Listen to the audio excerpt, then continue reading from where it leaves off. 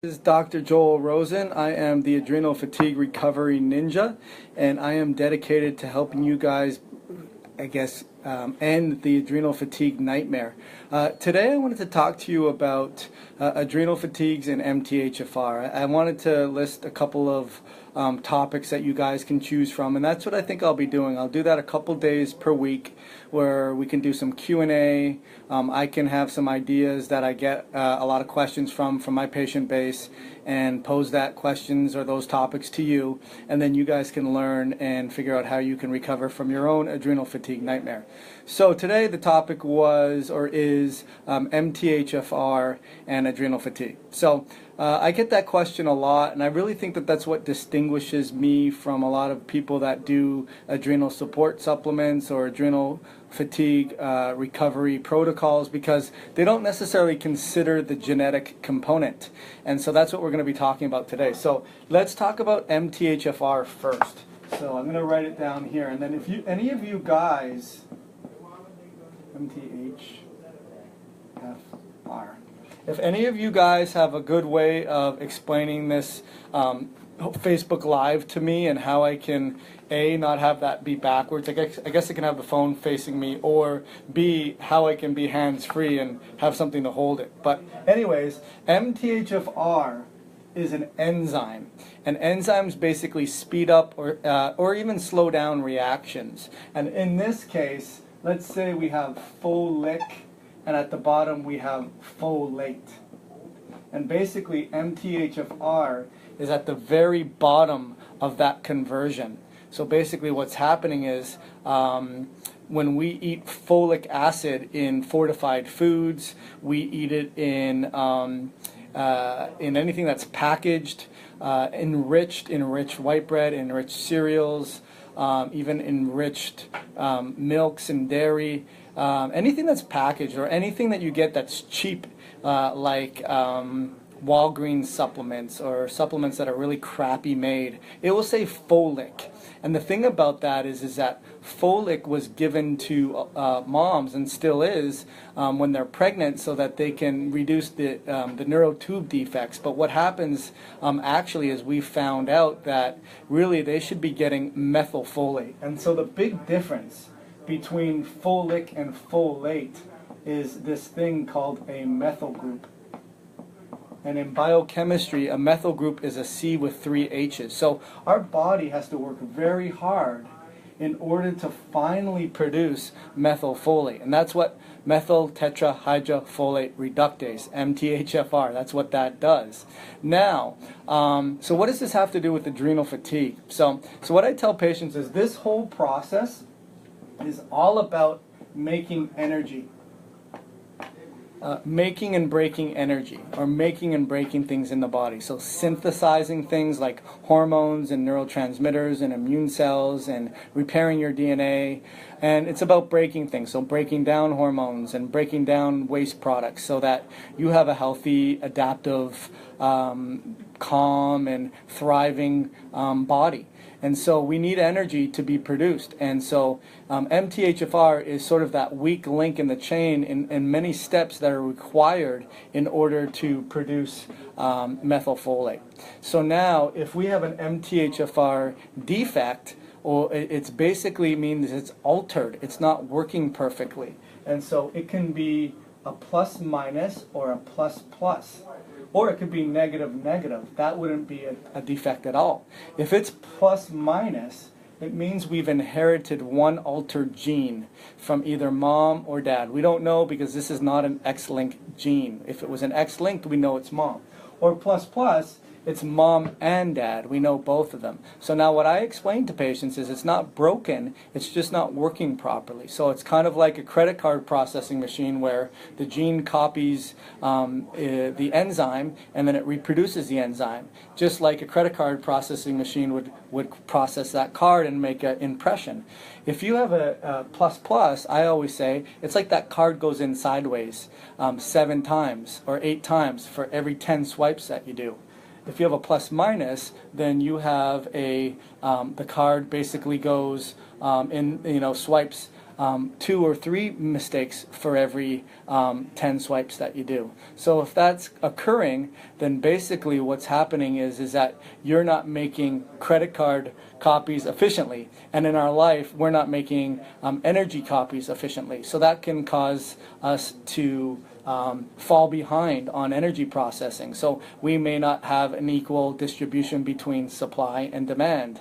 So if we can't keep up with supply and demand, then basically what will happen is, excuse me,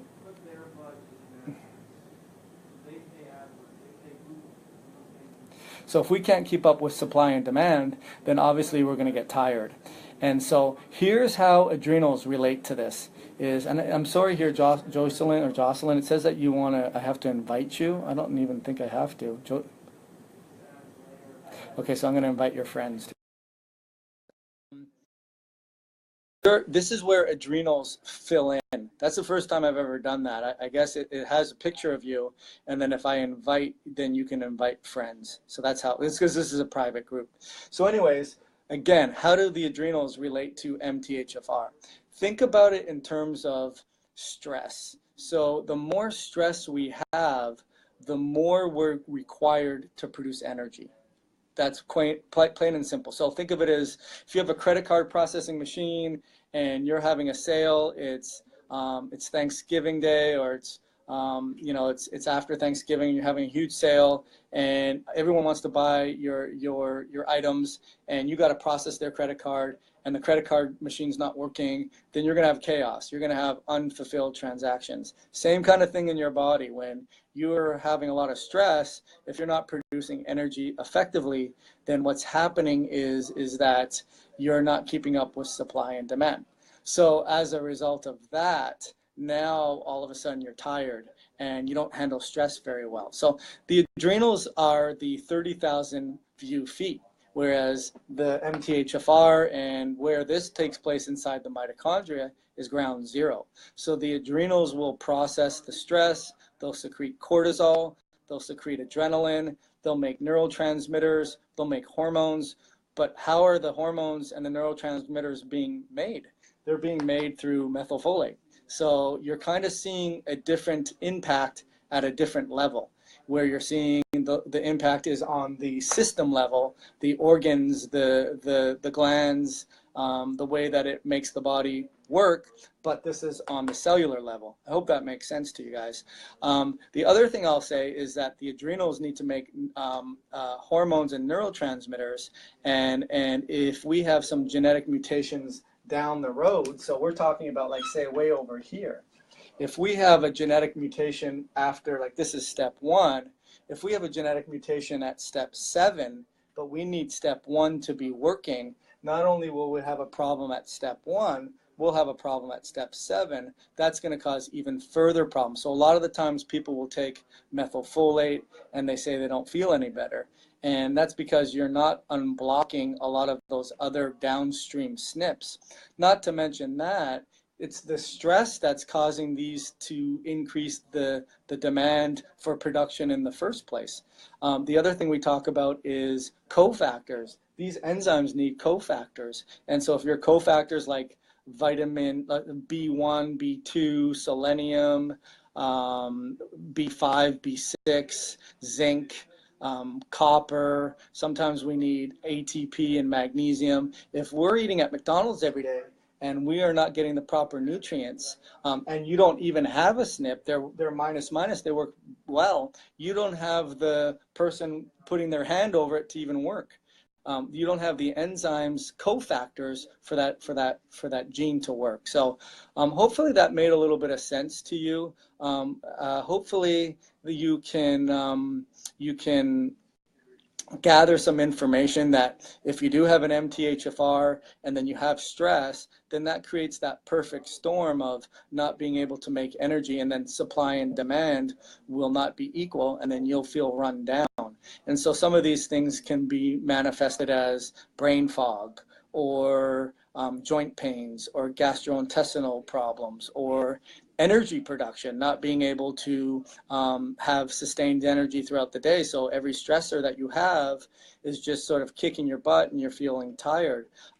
Hair falling out, skin's weak and brittle, and your hair's dry, that requires proper DNA replication, and MTHFR helps spin that process. So anyways, if you have any questions, you can type that into the box, Jocelyn. I hope I'm pronouncing that right. I can see you as well. If you guys have any questions, let me know. Since reducing heavy metals via chelation, we have been able to handle the epigenetic SNPs better, hopefully turning it off. That's true. So basically, what you're saying is that if you have some car accidents, that's what I tell patients is think about genes as highways. And if you have a plus plus, that is a 2-lane highway. If you have a plus minus, it's a 4-lane highway. And if you have a minus minus, it's an 8-lane highway. So obviously, if you have a 2-lane highway, traffic is not going to go very well on that highway, especially if there's a lot of stress. The cars on the road equals stress. The cofactors would be sort of like the paid toll in order to drive on the highway. If you don't have cofactors, you can't go through the toll. But guess what car accidents are? Car accidents are epigenetic factors, specifically in this case, heavy metals. So arsenic, mercury, aluminum, cadmium, those are very, very common, lead. These are common things that will slow down genes, specifically MTR gene or MTRR gene, which is sort of the next step in the methylfolate cycle. And as a result, that increases the demand to break down these environmental toxins and get them out of the body, and it creates a lot more free radicals. So what you're saying, Jocelyn, is basically if we clear the highways from the debris of the car accidents, will that allow us to produce energy more effectively? Of course it will. It's not going to change a plus plus or a plus minus. It's not going to take more cars off the road if you're completely stressed. So those are the things that you have to work on as well as mitochondrial stuff, all the other damage that's going on with cell membranes and insulin resistance and blood sugar stability and hormone imbalances and neurotransmitter stuff. Those are basically things that we put together in a program that I made. I made a 8-week program that is awesome, and we basically consider all of these unique things that's specific to people. And that's what I tell patients is, everyone's different. No two genetic presentations are the same. There's so many variables: epigenetic factors, heavy metals, environmental toxicities, stressors that are on the road.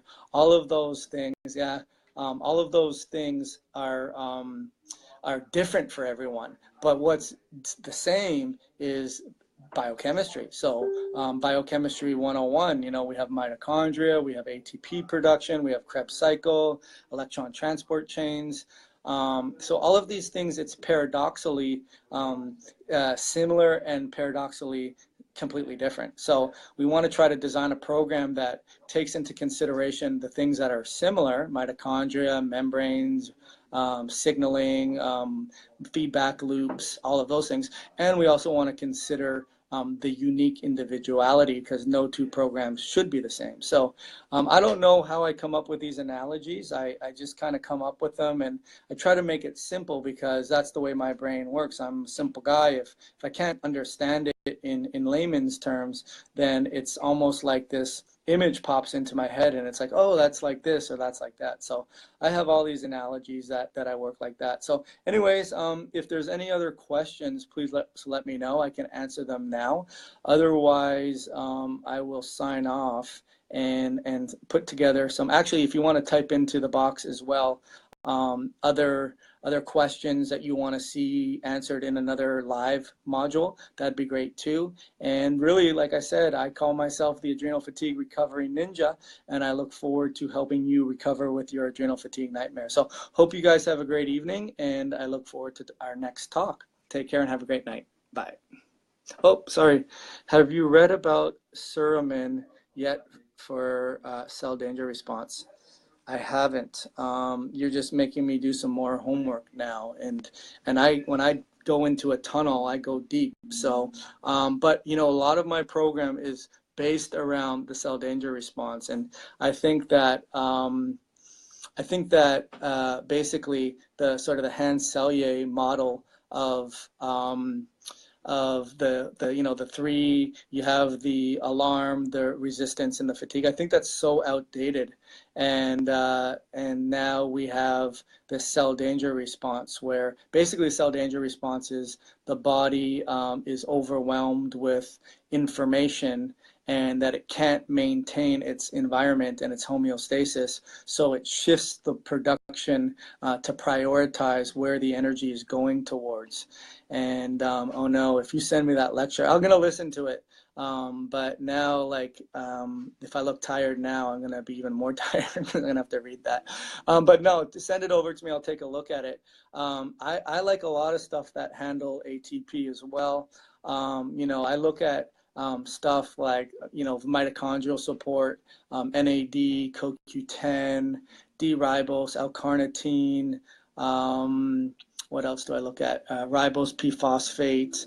Lots of stuff like that. But then I obviously like the PQQ. I find is great as well. So, anyways, lysine for mitochondrial support. I don't know if that would be mitochondrial support or would be more antimicrobial, but indirectly it would be taking the load off the mitochondria because it has one less pathogen or one less free radical demand to produce an antioxidant balancing. So I would imagine that any supplement that helps take the cell out of danger, antiviral, yeah, anything that takes the cell out of danger is going to be a mitochondrial supporter. So anyways, that's it. And I hope you guys have a great evening. And it was great talking with you. And I guess you have to type in there, is it Jocelyn? It's got to be Jocelyn.